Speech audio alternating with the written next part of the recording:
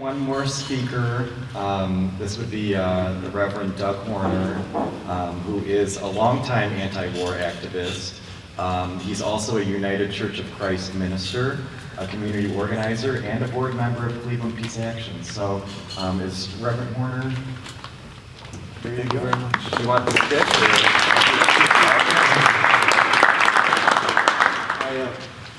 I have to say I'm going to bring a little bit of a different vibe, and I hope you don't mind, because I want to tell you a little bit about myself. So I grew up thinking that Thanksgiving was a time when the Indians and the Pilgrims got together and they put their bows and arrows and their weapons down, and they all got turkey and stuffing and mashed potatoes. You know? Yeah.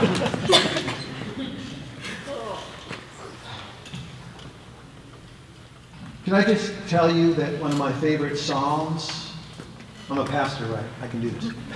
One of my favorite Psalms is Psalm 82, where it says, "Rise up, O God, judge the earth, for all the nations are your inheritance." I have to put my glasses on because I'm 63 years old and my eyes don't work like they used to. Don't worry about it. And one of my other Psalms, you know, Psalm 23, I won't read the whole of it, but I said, "Even though we walk through the darkest valley, we fear no evil, for you are with me.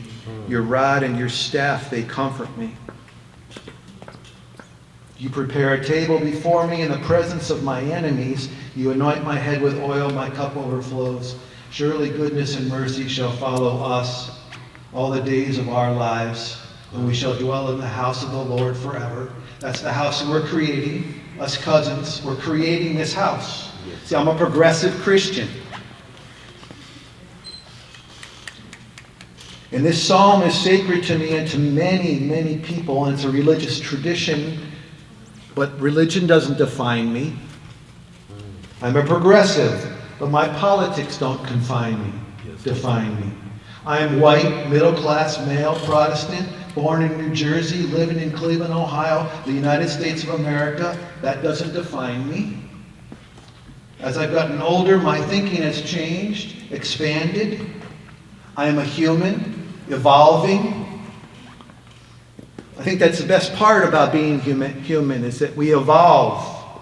We have the capacity to grow and learn new things.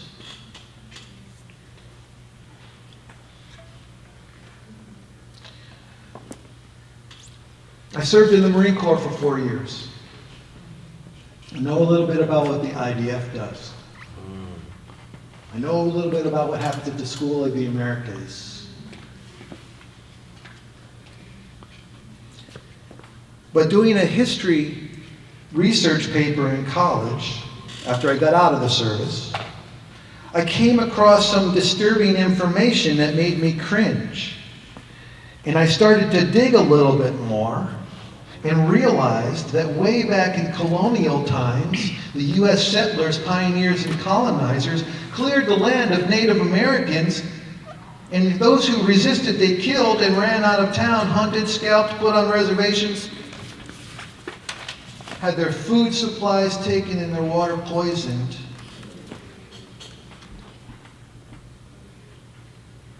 And today,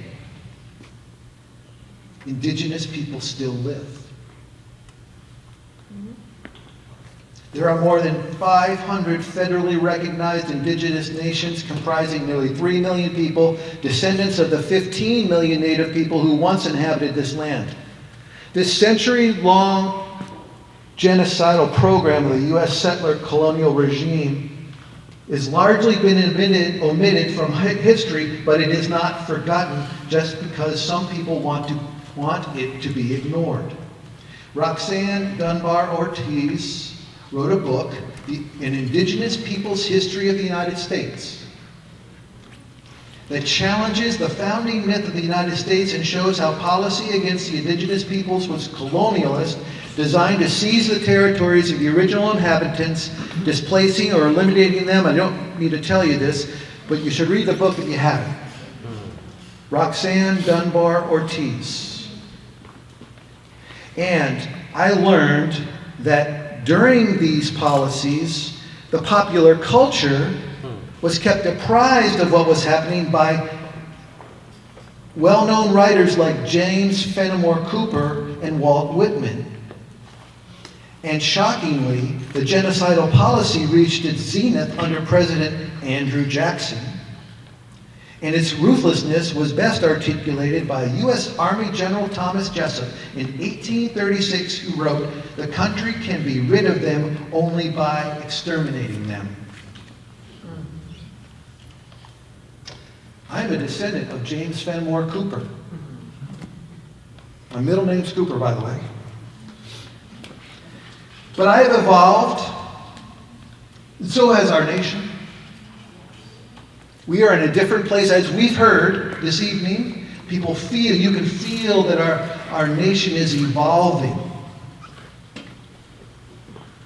But the bad news is that history repeats itself. And history is written by the conquerors.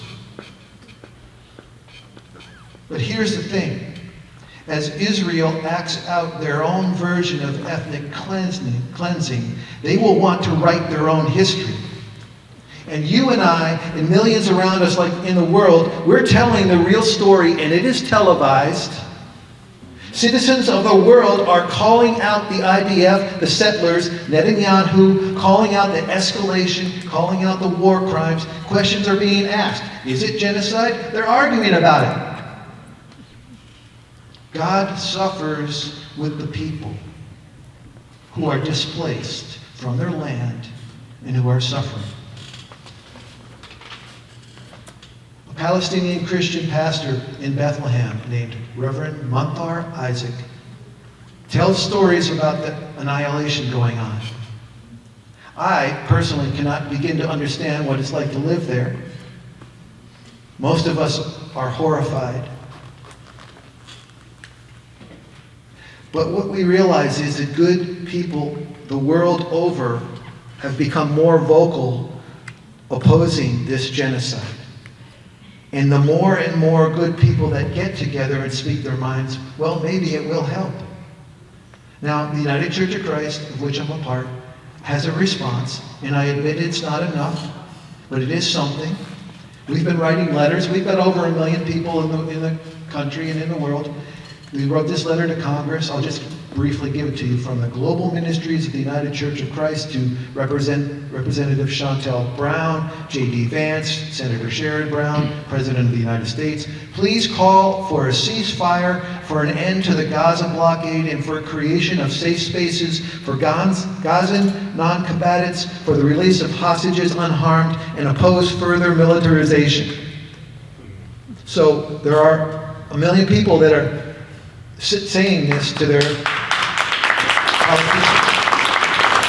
They're also saying the devastating loss of life in Israel and the occupied Palestinian territories since October 7th has overshadowed what had already been one of the deadliest years for both peoples in recent memory.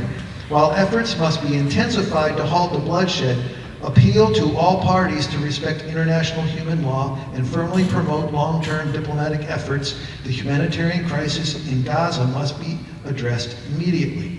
So I have 2 more things that I want to say, and then I will end. First, an immediate end to the war in Israel-Palestine is imperative, but it will not solve any of the underlying issues. The people under siege and trapped in Gaza and the West Bank now. We're hearing more problems in the West Bank. They're in desperate need of humanitarian aid, food, water, medical attention. Their lives and well-being must be preserved. The rights and dignity of Palestinians and Israelis must equally be valued, affirmed, and protected. As a just peace church, the United Church of Christ stands with millions around the world to affirm that a durable and just peace will depend on addressing the root causes: the rights, dignity, equality, land, access to resources, and occupation of all people. We call for an end to the violence in Israel and Gaza. And then the second thing I want to say is God suffers with people who are suffering. Reverend Munther Isaac wrote, "Where is the God of this land?" And he's in Bethlehem now. Where is the God of this land? God is not like all other gods. His land is plowed with iron. His temples are destroyed by fire. His people are trampled underfoot, and he does not move a muscle. The God of this earth is hidden from view. You search for his traces, but do not see them. You long for him to split the heavens and come down to see, to listen, to be compassionate, to be saved. The God of this land does not repel brutal armies, but rather shares one fate with his people. His house is demolished, his son is crucified, but his mystery does not perish. Rather, he rises from the ashes, and with the refugees you see him. He walks with the ones who must walk. The tired, the tattered, the torn. And in the dark of the night, he raises springs of hope. Without this God, Palestine remains a scorched land. It remains a field of destruction. But God will make it a holy land, a land in whose hills the good news of peace resounds. Beloved, God is under the rubble of Gaza. He is with the frightened and the refugees.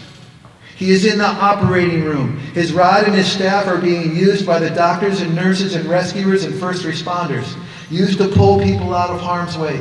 He walks with us through the valley of the shadow of death. If we want to pray, my prayer is that those who are suffering will feel this healing and comforting presence. And we have one more comfort, and that is, out of the rubble, God will rebuild God's people. This is true throughout history. In our brokenness, pain, and death, let us remember that the children of Palestine who are suffering now have been placed in the arms of God. Theirs is the kingdom. God calls them, "Come to me, you who are hurt and weary, for yours is the kingdom." This is our faith. This is our consolation in our pain.